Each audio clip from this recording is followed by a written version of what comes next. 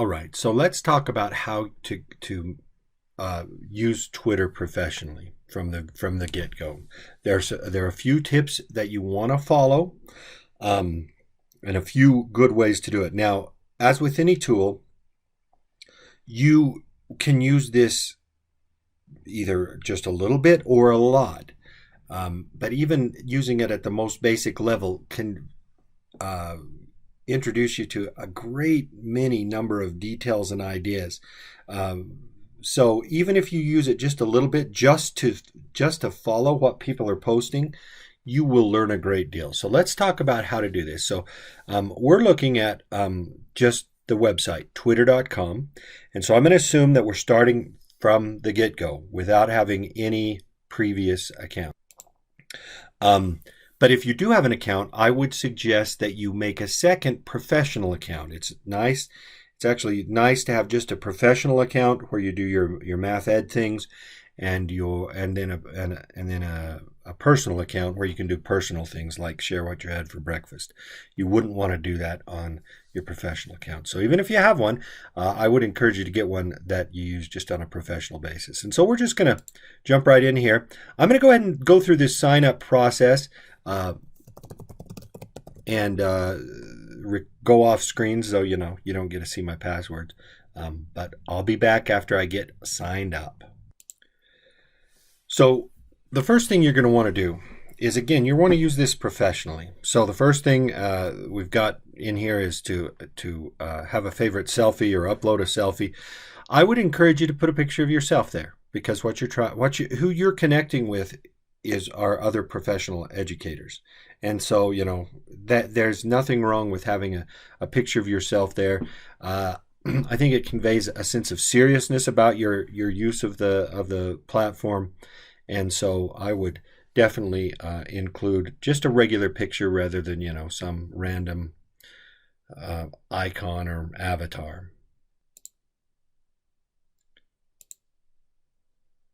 Now, the next thing you're going to come up to, and this is important, some people skip this, but this is really important, is to describe yourself. This is where you want to put things that will tell people that you're using this on a professional basis. So while it asks for your bio, what you want to focus on, you want to focus your bio on your role as a math educator, right? You want to describe your interests, and things that, because people will look at your bio and they'll say, oh, this is somebody that has some common interests that I would want to follow.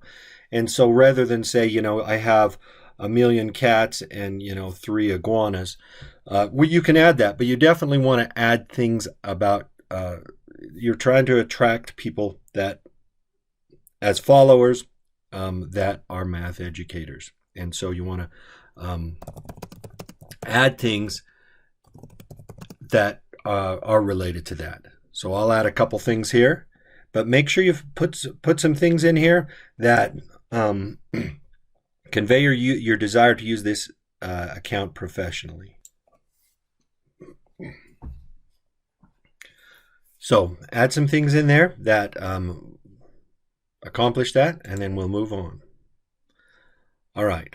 Now, this is something that you can do as much or as little as you want on it. You can add your interests, right? Math, education.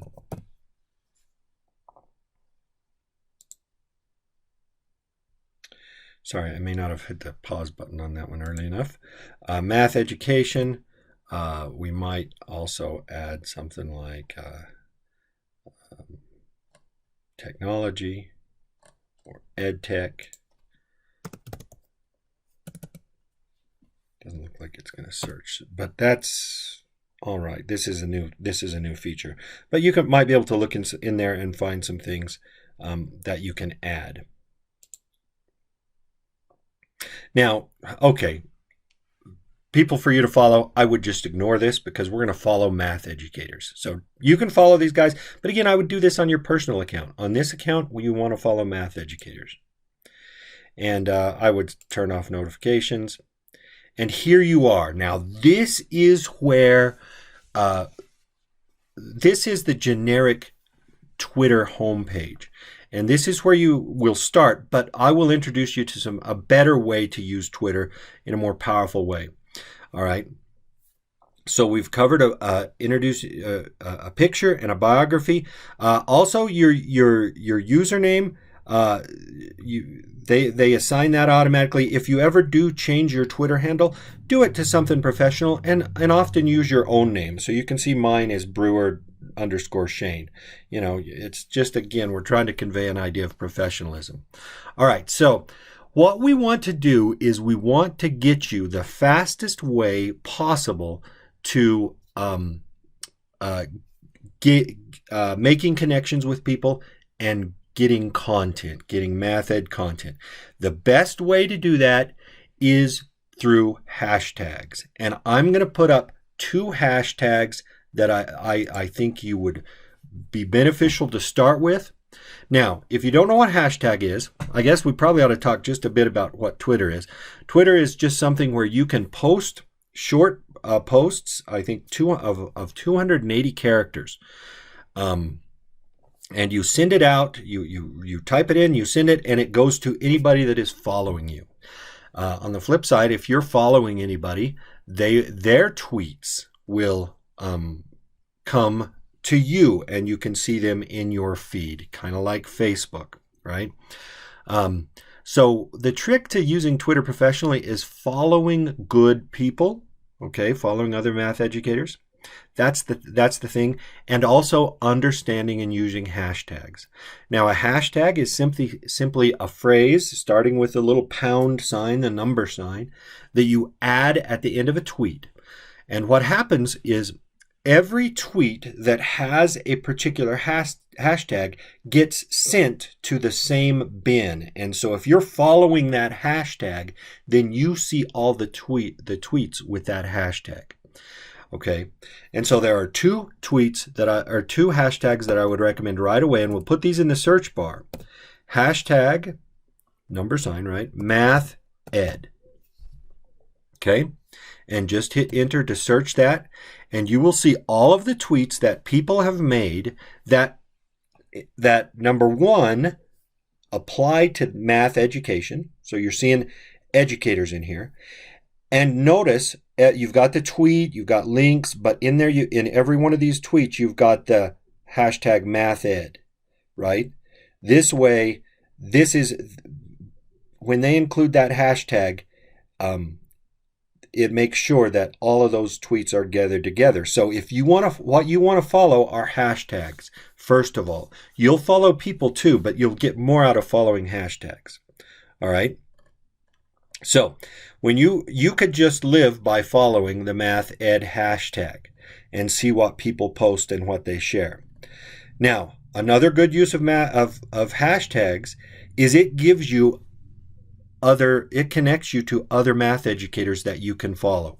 So anybody that is posting to Math Ed might be somebody you want to follow. So like this lady, Catherine O'Brien, I could click on her and I could look at her biography right here, right? And see, this is why you see the importance of a biography, because you can look at this and you can say, oh, she is interested in Math Ed. So that might be somebody you want to follow, and you can expect her tweets to apply to math education. So you could click follow, and you can do that for anybody in this list practically, right? Maria Anderson, a wonderful person to follow. This is one of those industry leaders, those Math Ed leaders, and you can read what her interests are. Again, this is your biography, and this is why it's so important. You could click follow her. And now all of a sudden you're following her and you'll see all of her tweets. All right. So that's one reason to follow a hashtag, is you can see other people that follow that hashtag and you can follow them. Now, in addition, you could go to her site and you could see who she is following and who else is following her. And there's a good chance that both her followers and the people she's following, are interested in math education. And so you could follow them as well.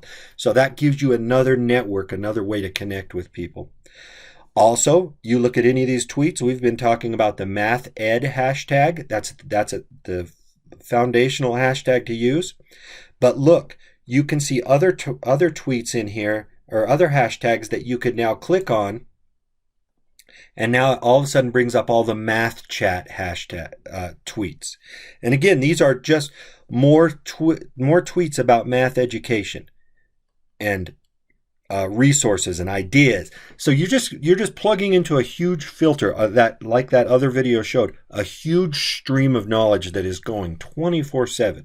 Now, do not treat this like an email where you have to feel like I have to see every post. No, like the other video said, you'll just dip into this river from time to time. Like me, like if I have 10 minutes or 15 minutes of downtime, sometimes I'll just jump on Twitter and follow a hashtag and just see what people are posting, right? I'm not worried about missing anything, because if it's a good idea, it'll come back around. So you can get ideas for other hashtags to follow. Okay, I promised you a second hashtag this one is probably my favorite hashtag to follow for math education. It's hashtag MTBOS, short for Math Twitter Blogosphere, MTBOS. And so again, the same goes there. Once you search that out, you start seeing all of the tweets that include that hashtag, and you'll start seeing tons of mathematical ideas. Robert Kaplinski, I definitely want to follow him. Okay, he's just there. This is the premier, I think, hashtag for math educators. And so you can just look through here, and you can get tons and tons of ideas. So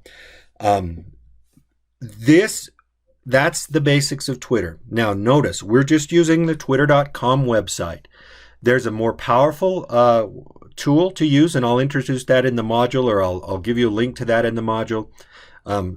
It's really nice to use because it lets you save your hashtags and always have those different hashtags, and you can look at 3 or 4 different hashtags all at once. But it's kind of a power user tool, but it's very simple to use.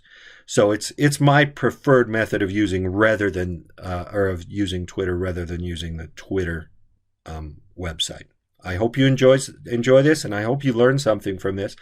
Remember, there's a whole discussion about you sharing content here, you resharing or retweeting tweets. You can have conversations with people that any tweet, and so you can talk to all of these industry leaders within this. But I'll let you explore that on your own. But this gets you started.